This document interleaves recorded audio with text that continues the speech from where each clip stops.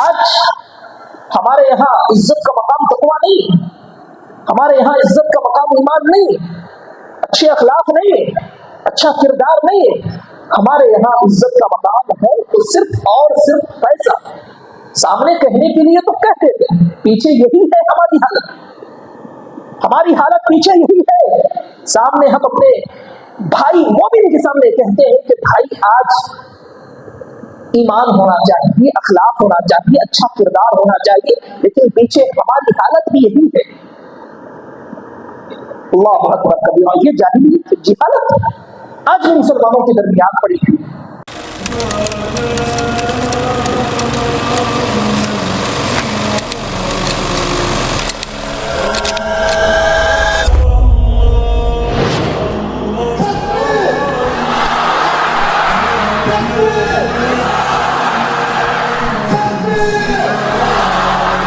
نحمده ونستعينه ونستغفره ونؤمن به ونتوكل عليه ونعوذ بالله من شرور أنفسنا ومن سيئات أعمالنا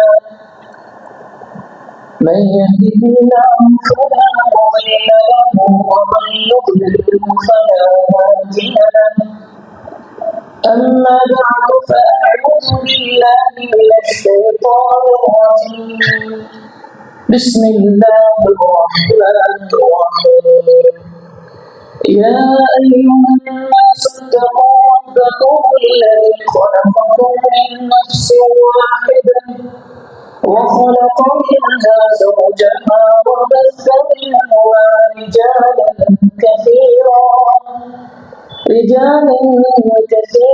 ونساء واتقوا الله الذي تساءلون به والأرحام إن الله كان عليكم رقيبا يا أيها الذين آمنوا اتقوا الله حق تقاته ولا تموتن إلا وأنتم مسلمون يا أيها الذين آمنوا اتقوا الله وكونوا مع الصادقين يا أيها الذين آمنوا اتقوا الله وقولوا قولا سديدا يصلح لكم أعمالكم ويغفر لكم ذنوبكم ومن يطع الله ورسوله فقد فاز فوزا عظيما وقال الله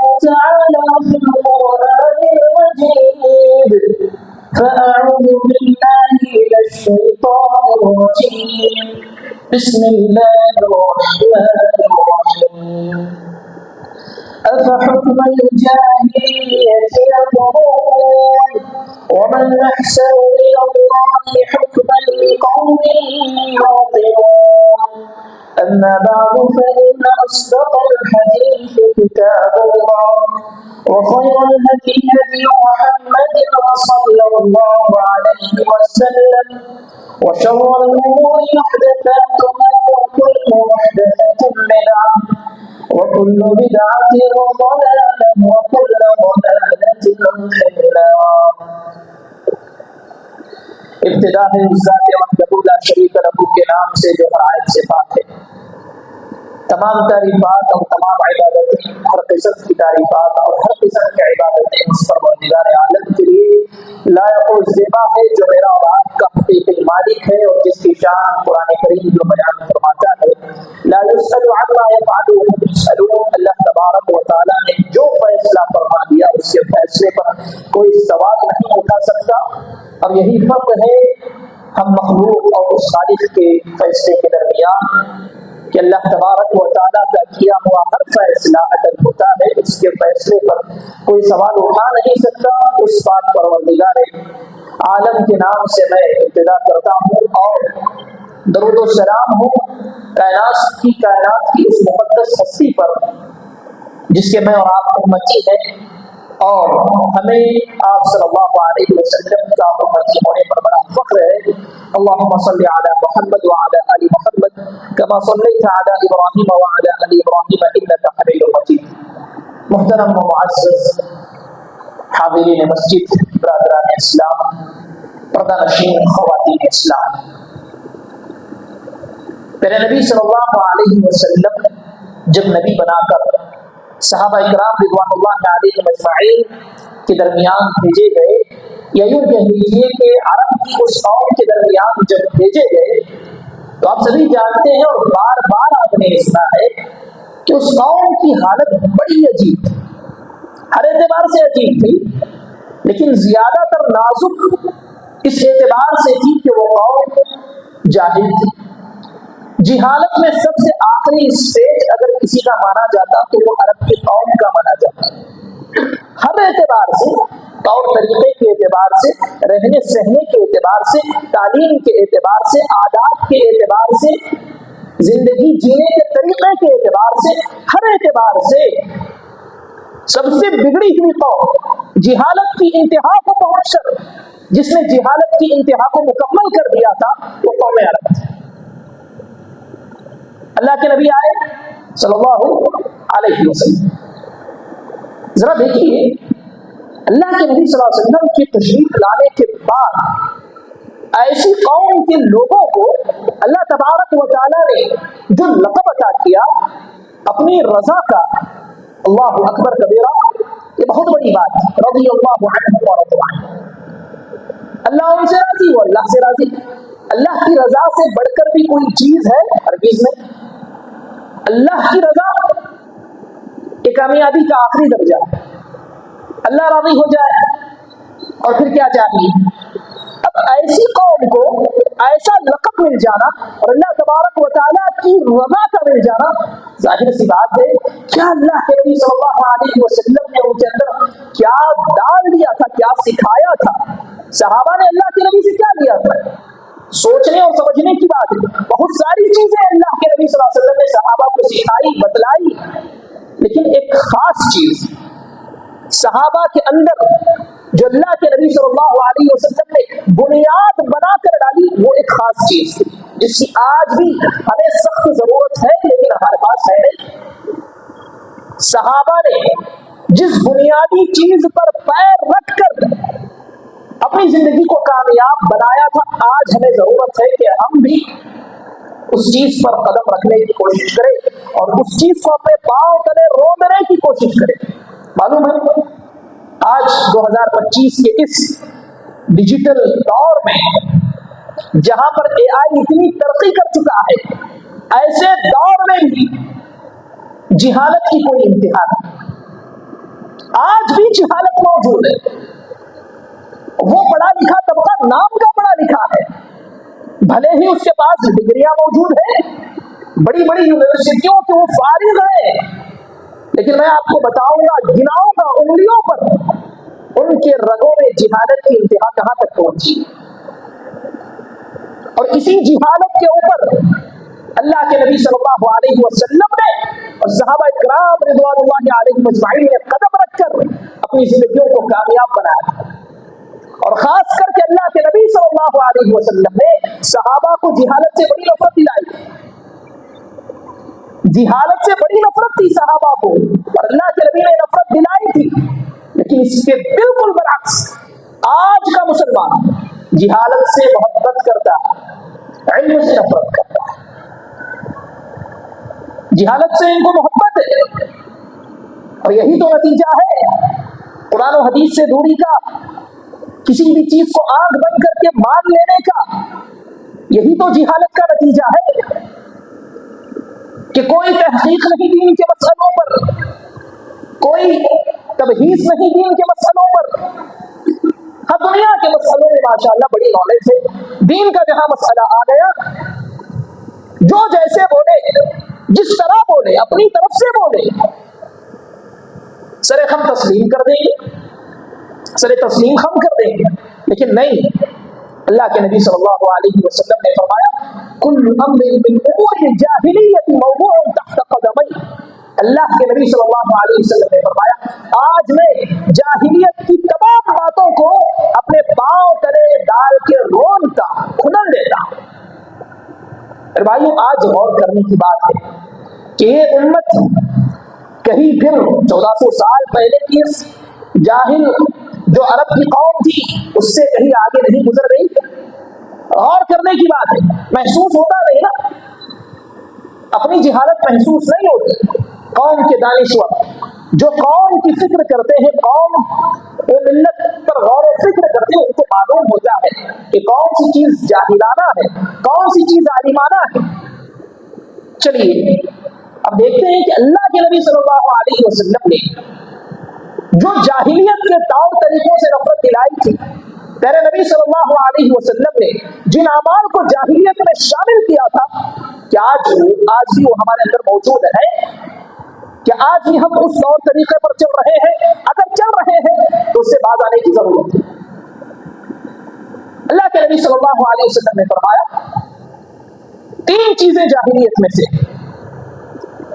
اور اس میں سے پہلی چیز اللہ کے نبی صلی اللہ علیہ وسلم نے فرمایا کہ النیاحۃ من عمل الجاہلیہ, نوحہ کرنا, چیخنا چلانا, یہ جاہلیت کا عمل.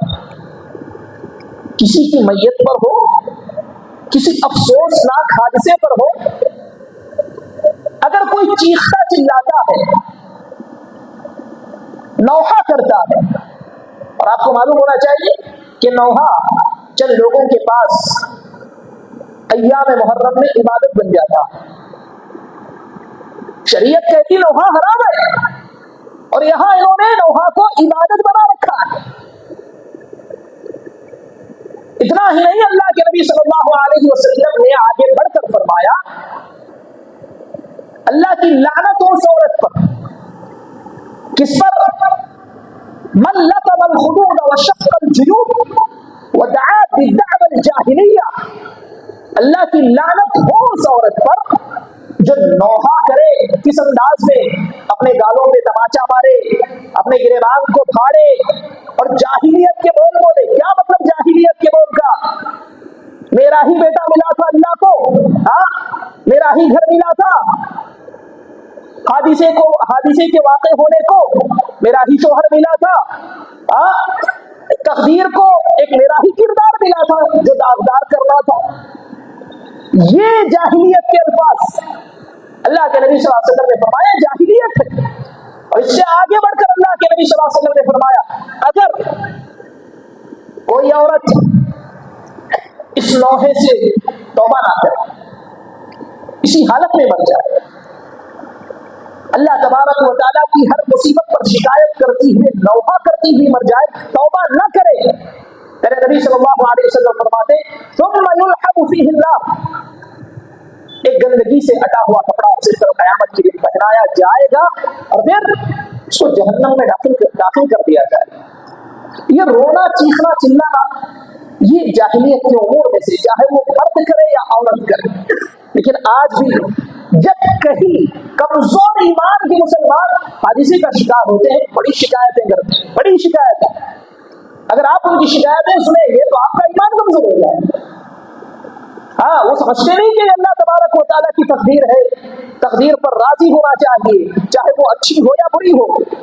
یہی تو علم کی کمی ہے. انہیں معلوم ہی نہیں ہے کہ اچھی اور بری تقدیر کسی بابا کی لکھی ہوئی نہیں ہے, کسی پیر کی لکھی ہوئی نہیں ہے. اچھی اور بری تقدیر یہ میرے خالق میرے مالک کی لکھی ہوئی ہے. انہیں معلوم نہیں ہے, یہ ان کی جہالت کا نتیجہ ہے. اسی جہالت سے اللہ کے نبی صلی اللہ علیہ وسلم نے روکا تھا. مومن کیا کرتا؟ مصیبت آتی ہے, جیسے ہی مصیبت پہنچی صبر کرتا, مصیبت کے وقت صبر کرتا. الصبر عند صدمة الأولى, صبر کا وقت کیا ہے؟ مصیبت کا جو پہلا وقت ہے وہی صبر کا وقت ہے. دھیرے دھیرے دل کو قرار مل ہی جاتا ہے, لیکن صبر کا حق یہ ہے کہ مصیبت پہنچنے کے فوری بعد انسان کہے الحمدللہ, تمام تعریف اللہ کی, میری خوشی, میرا غم, میری زندگی, میرا جینا مرنا سب اللہ کے لیے ہے. تو یہ اچھی اور بری تقدیر بھی میرے اللہ کی طرف سے. الحمدللہ میں ہر حال میں اللہ کی تعریف ادا کرتا ہوں. جب بندہ اللہ تبارک و تعالیٰ کی اس طرح تعریف بیان کرتا ہے تو اللہ تبارک و تعالیٰ اپنے فرشتوں میں ایک اعلان کرتا ہے. وہ اعلان کیا ہوتا ہے؟ اللہ تبارک و تعالیٰ فرماتا ہے ابنوا لہو بیتا فی الجنہ. اے میرے فرشتوں، اب یہ جس بندے نے میری تعریف بیان کی ہے، الحمدللہ کہا ہے، اس کے لیے جنت میں ایک محل تیار ہو اور اس محل کا نام رکھو بیت الحمد، تعریف کا گھر. یعنی جب بھی کوئی جنتی اس گھر کے درمیان سامنے سے گزرے گا بڑی تعریفیں کرتا ہوا گزرے گا. پتہ نہیں کس خوش نصیب کا یہ گھر ہے. کون وہ خوش نصیب ہے جس کے لیے اللہ نے یہ گھر بنایا؟ کون ہے وہ خوش نصیب جو مصیبت پہنچنے پر کپڑے نہیں پھاڑتا، تماچے نہیں مارتا، اللہ کی ذات پر شکایت نہیں کرتا، بہتان نہیں لگاتا، کہتا ہے الحمدللہ؟ یہ وہ خوش نصیب ہوگا جس کے لیے اللہ تبارک و تعالیٰ کل قیامت کے دن جنت میں ایک محل بنائے گا، گھر بنائے گا، اور اس گھر کا نام کیا ہوگا؟ بیت الحمد، تعریف کا گھر. تو جاہلیت کے امور میں سے، جاہلیت کے کاموں میں سے ایک کام یہ بھی ہے کہ انسان مصیبت کے وقت صبر نہ کرے، اللہ کی بے تحاشا شکایتیں کرے، اللہ تبارک و تعالیٰ کی ذات پر بہتان تراشی کرے، چاہے مرد ہو یا وہ عورت ہو. یہ جاہلیت کا طور طریقہ ہے. ایک مومن کیا کرتا ہے؟ مصیبت پہنچتی ہے صبر کرتا ہے، اور نعمت ملتی ہے تو شکر ادا کرتا ہے. بھائی زندگی کے دو ہی خلاصے، اللہ نے جو دیا ہے اس پر شکر کرو، جو نہیں دیا اس پہ صبر کرو. صبر کا بدلہ جنت. اور جیسا شکر کرتے جاؤ گے نعمتوں میں اضافہ ہوتے جائے. زندگی کا خلاصہ بس اتنا ہی، جو چیز اللہ نے تمہیں دی ہے اس پر شکر ادا کرو. صحت بہت بڑی نعمت، ایمان بہت بڑی نعمت. کیا سمجھتے ہو؟ ہر چیز مال نہیں ہوتی بھائی. اگر ہر چیز مال ہوتی تو ذرا جا کر دیکھو وہ لوگ جن کے پاس اربوں خربوں کی دولت ہے وہ اپنی ایک نس کو درست نہیں کر پا رہے. ایک نس ان کی ٹس سے بس ہو گئی اور وہ بستر کے حوالے ہو گئی. کروڑوں کی دولت دے کر بھی وہ ایک نس جو ادھر سے ادھر آ گئی واپس ادھر نہیں لا پائے.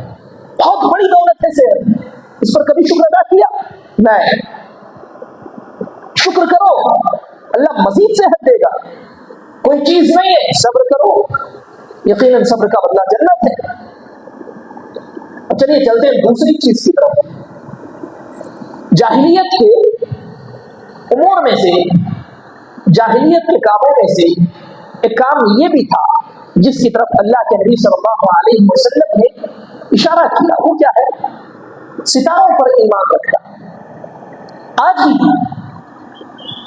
بھی غیر مسلموں کے یہاں راشی کے نام سے مشہور ہے، وہ بھی ستارہ دیکھتے ہیں. اور مسلمانوں کے یہاں ابراج، برج، یہ جتنے بھی اردو کے پیپرز نکلتے ہیں، سہارا، سالار، اس کے کہیں کسی کونے میں، کسی پنے میں اب ضرور دیکھیں گے وہاں لکھا ہوگا ابراج کا سفر. مطلب وہ پیپر چھپ رہا ہے، مسلمان چھاپ رہا ہے، مسلمان چھاپنے والا ہے، اور اس پیپر کی حالت کیا ہے؟ پیپر کے کسی کونے میں ابراج لکھا ہوا ہے. کیا مطلب؟ آج کا ستارہ کیا کہہ رہا ہے، کل کا ستارہ کیا کہے گا، پرسوں کا ستارہ کیا کہنے والا ہے. اور اس کو پڑھنے والا بھی مسلمان ہے. باقاعدہ چشمہ لگا کر کے بیٹھ جاتے ہیں کہ بھائی آج کا ستارہ کیا کہنے والا ہے. شرک، ستاروں پر ایمان. اللہ کے نبی صلی اللہ علیہ وسلم نے فرمایا جاہلوں کا ایک طریقہ تھا، وَاسْتَسْقَاءُ بِالْأَنْوَاءِ، وہ سمجھتے تھے کہ جب یہ ستارہ ادھر آ جائے تو بارش ہوگی، ادھر کا ستارہ ادھر چلا جائے تو بارش نہیں ہوگی، ادھر کا ستارہ ادھر آ جائے دھوپ ہوگی. اللہ کے نبی صلی اللہ علیہ وسلم نے فرمایا محمد فرق بین الناس، یاد رکھو یہ محمد جو नबी बना करके उतारे गए हैं ये जाहिल और आलिम के दरमियान फर्क करने के लिए उतारे गए हैं। एक मोमिन कभी सितारों पर ईमान नहीं रखता। वो ये नहीं समझता कि सितारे की हरकत की वजह से मेरी जिंदगी में बरकत आई, नहीं, हरगिज़ नहीं। मोमिन क्या कहता है?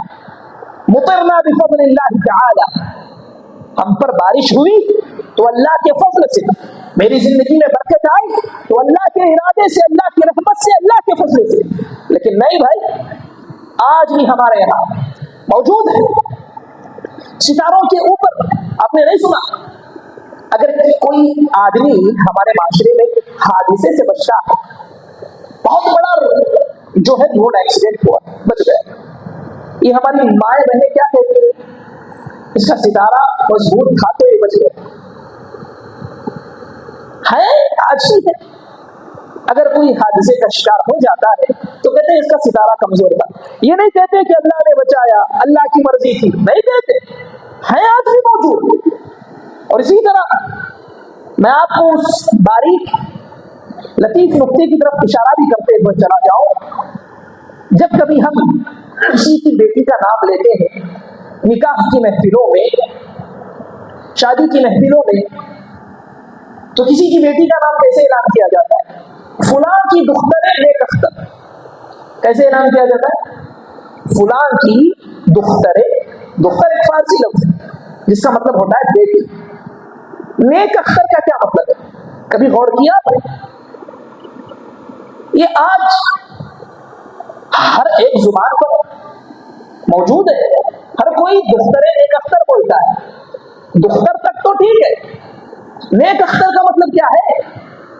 मैं आपको बताता हूं नेक अख्तर का मतलब क्या है। अख्तर एक सितारे का नाम है जो नुजूमियों के यहां नेक समझा जाता है। अगर कोई बेटी या बेटा नेक पैदा होता है तो नुजूमी ये कहता है कि इसका सितारा, वो जो अख्तर है, बड़ा चमकदार है। मालूम है ये सितारों पर ईमान नहीं है। अरे वो किताब सुन्नत के मानने वालों, आपके यहाँ ये रिवाज है, आपकी जुबानों पर ये आम है। हम यही कहते हैं फुलां की दुख्तरे नेक अख्तर। अख्तर सितारे का नाम है। जाने अनजाने में, जानकर तो कोई नहीं कहता, जाने अनजाने में ही होता है ना। अब इससे आगे बढ़िए, हमारे माशरे में ये भी होता है, कोई बंदा कामयाब हो जाए, डॉक्टर बन जाए, ठीक है ना, माशाअल्लाह ये बीबीएस में अच्छे नंबर आ गए, अच्छी सीट मिल गई, समझिए बहुत बड़ी कामयाबी हासिल कर ली। वो खुद बेटा या उसका बाप क्या कहता है कि भाई हमारे जो बड़े थे ना, उन्होंने पहले से इशारा दे दिया था कि तेरा बेटा बड़ा होगा तो कामयाब। हाँ, हमारे जो फुला साहब थे, वो हमारे फुला बाबा जो थे, पीर थे, या वो जो हमारे पुराने जो मौलाना थे ना, उन्होंने इशारा दे दिया था, उन्होंने कह दिया था कि आपका बेटा बड़ा होगा तो बड़ा कामयाब होगा। ये इशारा अल्लाह के नबी ने कभी अबू बकर को नहीं दिया, हजरत उमर को नहीं दिया। वो क्या मुस्तकबिल का इल्म गैब रखने वाले थे? गैब का इल्म उनको पता था, लेकिन आपको मालूम है इल्म गैब अल्लाह के अलावा किसी के पास मौजूद नहीं है, लेकिन आप उसकी बताई हुई पेशन गोई पर ईमान रखते हैं। आपको ईमान है कि मेरा बच्चा जो कामयाब हुआ है वो फुला बुजुर्ग के बोलने की वजह से, जो उन्होंने माजी में पेशन गोई की थी, मुस्तकबिल में आज मेरा बच्चा कामयाब है। जबकि आपके दिल के अंदर अकीदा यह है कि इल्म गैब ये अल्लाह के अलावा किसी के पास मौजूद नहीं है। क्या ये जाहिलियत नहीं है? क्या ये जिहालत नहीं है? क्या ये शिर्क की अक़साम में शामिल नहीं होगी?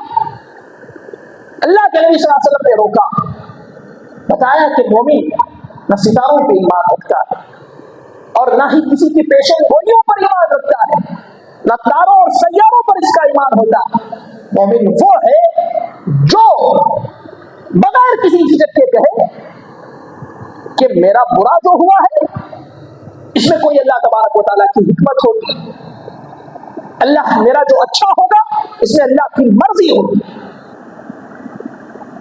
वमा यस्कुतु मिन वरक़तिन इल्ला यअलमुहा, दरख्त पर से कोई पत्ता नहीं गिरता उस पत्ते के गिरने की वजह और उस पत्ते की हरकत की वजह ये अल्लाह तबारक व तआला है, ये मोमिन है। मेरे भाइयों, आज इस जिहालत के दौर में हम भूल चुके हैं, बस जितना ईमान था उसी ईमान पर हम इत्तिबा करते हुए, देखिए न जाने किन किन चोर रास्तों से हमारे अंदर शिर्क दाखिल हो रहा है, हमारे अकीदे खराब हो रहे हैं। तो अल्लाह के नबी सल्लल्लाहु अलैहि वसल्लम ने सहाबा को इन्हीं चीजों से नफरत दिलाई कि तुम्हें जिहालत से नफरत होनी चाहिए, इल्म से मोहब्बत होनी चाहिए। अब आइए और आगे बढ़ते हैं। तीसरी चीज, जाहिलों का एक तरीका था, जब कौमे अरब जाहिलियत के दलदल में थी, उस वक्त उनके अंदर एक बहुत बड़ी जिहालत थी जो आज भी हमारे यहां मौजूद है, बहुत बड़ी। वो क्या है? अपने आबा व अजदाद, अपने बाप दादा के कारनामों पर, अपने बाप दादा के अच्छे और बुरे आमाल पर फख्र करते हुए, दंडनाते हुए सड़कों पर, गली मोहल्लों में, महफिलों में उठना बैठना, अपने बाप दादा के आमाल पर फख्र करना, ये जाहिलियत है। अल्लाह के नबी सल्लल्लाहु अलैहि वसल्लम ने फरमाया, इन्नल्लाह क़द अज़हब अन्कुम उद्यतल जाहिलिया व तअबुहा बिआबा। ऐ मेरे सहाबा, अल्लाह ने तुम्हारे अंदर जाहिलियत को खत्म कर दिया है और वो चीज भी खत्म कर दी है कि तुम अपने बाप दादा पर फख्र करो। तो एक मुसलमान अपने बाप दादा के कारनामों पर फख्र करते हुए, दंडनाते हुए फिरता है, तो ये जाहिलियत का काम। आज कितने लोग, कितने नौजवान माशरे में खामखा दंडनाते फिरते हैं। आपने क्या किया? आपसे माशरे को क्या फायदा हुआ? आपकी वजह से माशरे में अमन अमान कायम हुआ? आपकी वजह से कौम व मिल्लत का कोई फायदा हुआ? आपकी वजह से कोई इदारा, कोई मस्जिद, कोई मदरसा तरक्की का बाइस बना? आपकी वजह से नहीं। हमारे नौजवानों ने कुछ नहीं किया।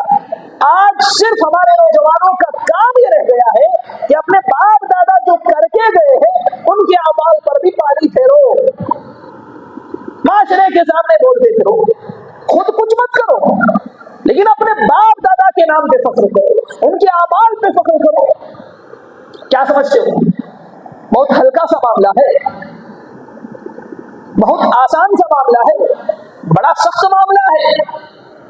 अल्लाह के नबी सल्लल्लाहु अलैहि वसल्लम ने क्या फरमाया था?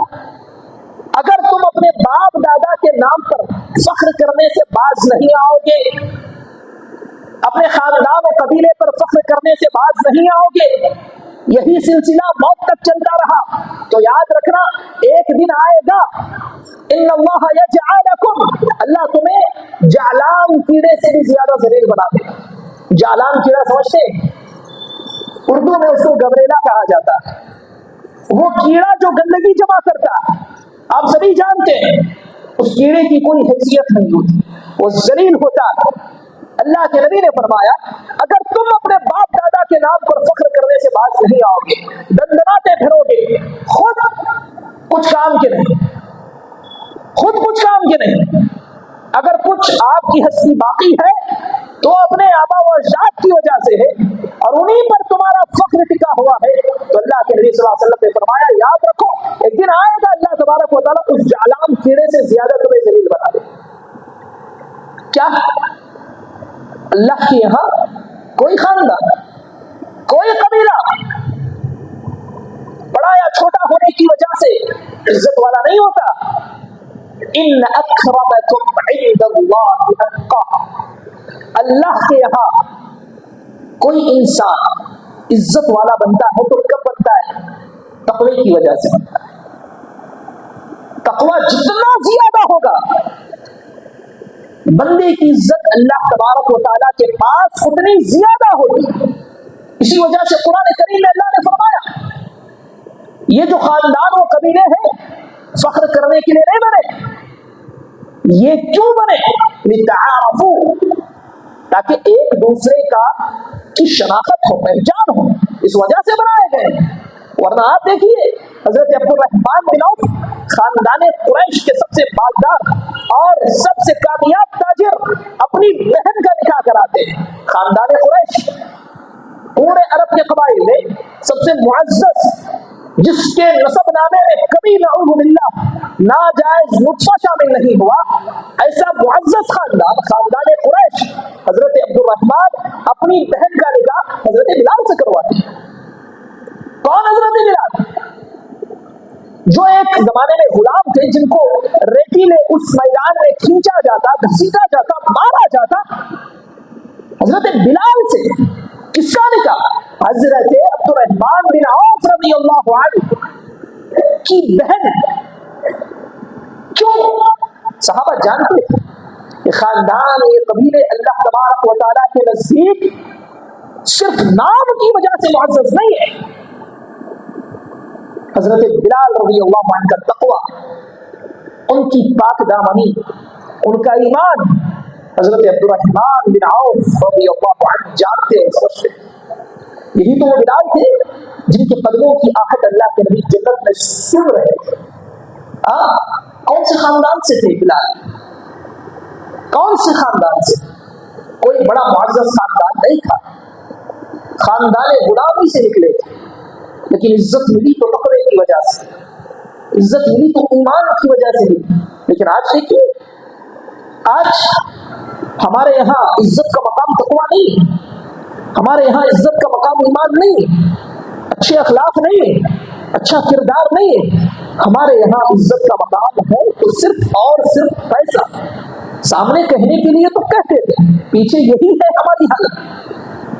ہماری حالت پیچھے یہی ہے. سامنے ہم اپنے بھائی مومن کے سامنے کہتے ہیں کہ بھائی آج ایمان ہونا چاہیے، اخلاق ہونا چاہیے، اچھا کردار ہونا چاہیے، لیکن پیچھے ہماری حالت بھی یہی ہے. اللہ اکبر کبیرہ. یہ جاہلیت، جہالت آج بھی مسلمانوں کے درمیان پڑی ہوئی. اب اور آگے بڑھی. جہالت کے طور طریقوں میں سے ایک طور طریقہ یہ بھی تھا، اور آج بھی صف اول کا مسلم جہالت کے اس راستے پر چل پا ہے. صف اول کا آپ کو تعجب ہوگا، آپ کھڑے ہو کر ایسے ایسے الزامات لگا رہے ہیں. یہ حقیقت ہے، یہ آئینہ ہے. آئینہ توڑا نہیں جا سکتا نا. ہاں، صورت کو درست کیا جا سکتا ہے، آئینے کو توڑنے سے صورت درست نہیں ہوتی. آج بھی جاہلیت کا یہ طور طریقہ ہمارے توحید کے گیت گانے والے، کتاب و سنت کی روشنی اور اس کے سائے میں زندگی گزارنے والوں کے اندر یہ موجود ہے. کیا ہے؟ بیٹیوں کی پیدائش پر مایوسی کا اظہار، بیٹیوں کی پیدائش پر مایوسی کا اظہار. قرآن کریم کہتا ہے وَإِذَا بُشِّرَ أَحَدُهُم بِالْأُنثَىٰ ظَلَّ وَجْهُهُ مُسْوَدًّا وَهُوَ كَظِيمٌ. جب انہیں بیٹیوں کی خوشخبری سنائی جاتی تو ان کے چہرے سیاہ ہو جاتے، کالے پڑ جاتے، اور وہ معاشرے کے سامنے سے سر جھکا کر کے گزرتے. آج بھی دیکھیے، بیٹا پیدا ہوا، کال پہلے آئے گا، پہلے کال وہاں سے آئے گا. بیٹا پیدا ہوا اور مٹھائی کا ڈبہ اس گھر تک بھی پہنچے گا جس گھر کے اندر ان کی جان پہچان بھی نہیں. اگر بیٹی پیدا ہو گئی تو آپ کو فون کرنا پڑتا ہے. ہاں، اور لوگ بھی اس گھر جس گھر بیٹی پیدا ہوئی ایسے جاتے ہیں جیسے ماتم کرسی کے لے جاتے ہیں. میں نے کئی بار ایسا دیکھا. ایک ہمارے ایسے ہی ساتھی کے یہاں بیٹی پیدا ہوئی تو 2-3 صاحب آئے اور آ کر تسلی دینے لگے، صبر رکھو، آئندہ بیٹا ہو جائے. اللہ اکبر کبیرہ. یہ جہالت آج بھی موجود. میں نے فوراً ان کو پکڑ لیا. کیا بات کر رہے ہو؟ اس بیٹی کی عظمت کو جانتے ہو؟ کیا کہا تھا اللہ کے نبی نے؟ یہ سب سے زیادہ قیمتی ہے. کیا کہا تھا اللہ کے نبی نے؟ من عال جاریتین فأدبهن وأطعمهن وصفاهن وزوجهن. اللہ کے نبی نے فرمایا تھا جس نے 2 بیٹیوں کو پوری زندگی کھلایا پلایا اور ان کی صحیح جگہ شادیاں کی. اللہ کے نبی کا یہ جملہ جس پر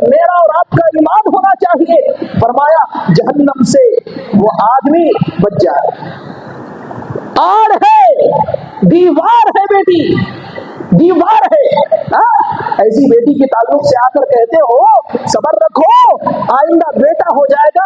अफसोस है तुम जाहिलियत के 1400 साल पुराने जमाने में जाकर दफन हो चुके हो। तुम्हारे अंदर नाम की तौहीद बाकी है, नाम की किताब सुन्नत का लेते हो, लेकिन तुम्हारे अंदर आज भी जाहिलियत के तौर तरीके मौजूद है।